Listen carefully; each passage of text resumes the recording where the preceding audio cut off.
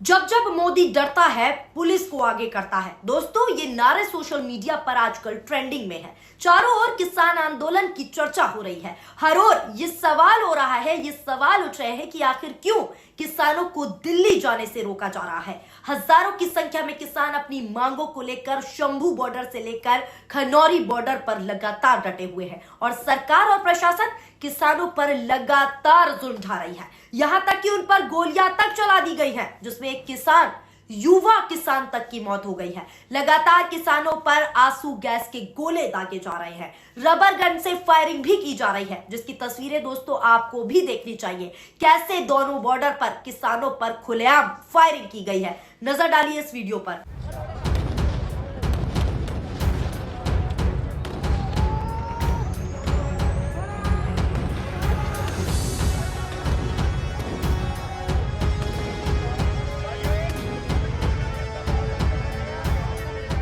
ये तस्वीरें किसी दुश्मन मुल्क की नहीं बल्कि हमारे ही देश की है।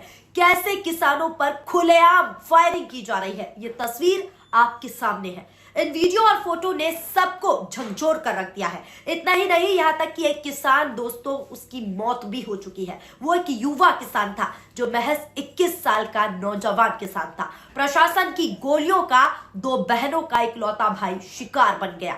ये खबर बताते हुए दोस्तों बेहद ही दुख हो रहा है। एक खबर के मुताबिक पूरी जानकारी आपको देते हैं। खनौरी बॉर्डर पर शुभकरण पर 18 लाख कर्ज, सिर की पिछली साइड गोली जैसे निशान, दो बहनों का इकलौता भाई। आगे लिखा है कि किसान आंदोलन के 9वें दिन पंजाब हरियाणा के बीच खनौरी बॉर्डर पर एक युवा किसान की मौत हो गई। मरने वाले की पहचान शुभकरण सिंह के रूप में हुई है। 21 साल का शुभकरण भटिंडा में रामपुरा इलाके के बल्लो गांव में रहने वाला था। उसके सिर के पिछले हिस्से में गोली लगना जैसा जो है निशान मिला है। शुभकरण बुधवार सुबह से आंदोलनकारी किसानों के साथ खनौरी बॉर्डर पर मौजूद था। यहां पर किसानों ने जब बॉर्डर क्रॉस करने की दोस्तों कोशिश की तो हरियाणा पुलिस ने उन पर आंसू गैस के बम और रबर की गोलियां चलाई। अफरा तफरी का माहौल से सिर के पिछले हिस्से में कुछ लगने से शुभकरण सड़क पर गिर पड़ा। साथ ही आपको बता दें, किसानों ने उसे उठाकर एम्बुलेंस की मदद से तुरंत सिविल अस्पताल पहुंचाया। वो गंभीर हालत को देखते हुए डॉक्टरों ने शुभकरण को पटियाला के राजेंद्र मेडिकल कॉलेज एंड अस्पताल रेफर कर दिया गया। उसकी हालत इतनी गंभीर थी, डॉक्टर के मुताबिक जब तक शुभकरण को अस्पताल लाया गया तब तक उसकी रास्ते में ही मौत हो चुकी थी। इसी को लेकर किसान नेता ने भी जानकारी दी है। आप भी सुनिए क्या कुछ किसान नेता, युवा किसान नेता की मौत की जानकारी देते हुए बता रहे हैं। लगभग 12 बजे के आसपास हरियाणा पुलिस की तरफ से और आरएएफ सीआरपीएफ वाला जो नाका लगा हुआ उनकी तरफ से सिविल ड्रेस में कुछ लोग वहां पे खड़े थे और वो इधर किसानों को, नौजवानों को उकसाने के लिए जय श्री राम, जय माता दी, इस तरीके के नारे लगा रहे थे। धार्मिक नारों का इस्तेमाल किसी दूसरों को उकसाने के लिए किया जा रहा था। हमारे कुछ लड़कों ने वहां पे उनको कहा भी कि भाई इनको ये बंद कराइए, ये क्या हो रहा है। फिर अचानक से लगभग 12:15 बजे के आसपास हमारी तमाम लीडरशिप वहीं मौजूद थी। लगभग 12:15 बजे के आसपास वहां पे जहरीली गैस के गोले छोड़े गए और सीधी किसानों के ऊपर फायरिंग करी गई। 100 से अधिक किसान घायल हैं, 5 किसानों को गोली लगी है। एक किसान की कंफर्म्ड शहादत हो चुकी है, शुभकरण सिंह भटिंडा से, नौजवान साथी हमारे, वो हमारे बीच में नहीं रहे। और दूसरे किसान की स्थिति एक बहुत गंभीर बताई जा रही है और जानबूझ के सीधा यहां से ऊपर छर्रे में गोली मारी जा रही थी।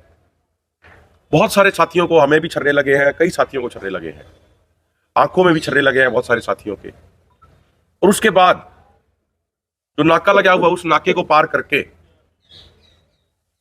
जो सिक्योरिटी फोर्स वाले थे वो इधर आए और जो हमारे बुजुर्ग ट्रॉलियों में सो रहे थे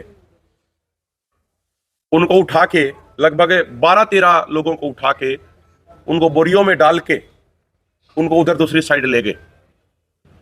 और हमने ये देखा कि जिन लोगों को उठा के लेके गए उनको लिटा के सड़क पे और यहाँ पे घुटने पे उनका अपना पैर रख के उनकी टांगे तोड़ दी गई। यहीं पे सिरसा के एक ओढ़ा ब्लॉक का, हरियाणा के सिरसा के, वो साथी अपनी ट्रॉली में रेस्ट कर रहा था वहां पे, उसको उठा ले गए और उसकी दोनों टांगे तोड़ के पुलिस वालों ने उसको खेतों में फेंक दिया, जिसको अभी हम पातला के हॉस्पिटल में एम्बुलेंस के माध्यम से लेके गए हैं। हमारे हिसार के एक साथी जगबीर, उनकी आंख में यहाँ पे सीधे छर्रे मारे गए हैं, मुंह पे और शरीर पे बहुत सारे छर्रे मारे गए हैं सीधे। अब दोस्तों इस मामले में राहुल गांधी ने भी ट्वीट किया है और लिखा है कि खनौरी बॉर्डर पर युवा किसान शुभकरण सिंह की फायरिंग में मौत की खबर हृदय विदारक है। मेरी संवेदनाएं उनके परिवार के साथ है। इसी के साथ उन्होंने लिखा है कि पिछली बार 700 से अधिक किसानों का बलिदान लेकर ही माना था मोदी का अहंकार, अब वो फिर से उनकी जान का दुश्मन बन गया है। मित्र मीडिया के पीछे छिपी भाजपा से एक दिन इतिहास किसानों की हत्या का हिसाब जरूर मांगेगा। तो कैसे दोस्तों सत्ता के अहंकार में ये सत्ताधारी डूबे हुए हैं, ये आप देख रहे हैं कि एक युवा किसान तक को अपनी जान गंवानी पड़ गई। वहीं मल्लिकार्जुन खड़गे ने भी ट्वीट करते हुए लिखा है कि जब नहीं बचेगी किसानों की जान तो कैसे खामोश रहेगा हिंदुस्तान, ये सवाल किया गया है। खनौरी बॉर्डर पर भटिंडा के युवा किसान जिसका नाम शुभकरण सिंह था, शुभकरण सिंह की फायरिंग से मृत्यु बेहद पीड़ादायक है। मोदी सरकार ने पहले 750 किसानों की जान ली। मोदी मंत्री पुत्र ने लखीमपुर में किसानों को गाड़ी से कुचला।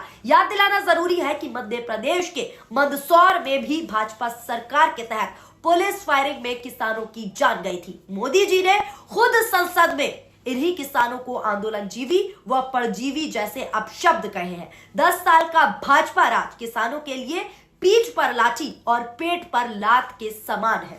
लानत है मोदी सरकार पर। सभी विपक्ष से लेकर जनता अब मोदी सरकार के खिलाफ मुखर होकर बोल रही है और साफ तौर पर इन लोगों पर लानत भेज रही है। कांग्रेस नेता सचिन पायलट ने भी ट्वीट किया है और लिखा है कि किसान आंदोलन में सम्मिलित रहकर अपने हक की आवाज उठा रहे किसान युवा शुभकरण सिंह को आज खनौरी बॉर्डर पर अपने प्राण गंवाने पड़े।